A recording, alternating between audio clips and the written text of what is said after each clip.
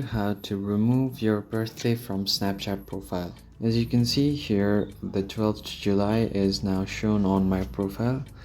So I'm just going to show you quickly how to remove it from your profile. Please note that the change might take a while to take place. So if it doesn't happen in an instant, you can wait for a while for it to happen. First, go to your profile, and then from here open your settings. Once you open your settings, you can see the birthday right here. Tap on it, and you can see the birthday party option is turned on right now. This will show the special emojis and other text on your profile. So if you turn it off, once you turn it off and you go back, once you refresh your Snapchat, this should be removed from your profile right here, and your birthday will no longer be visible to your friends.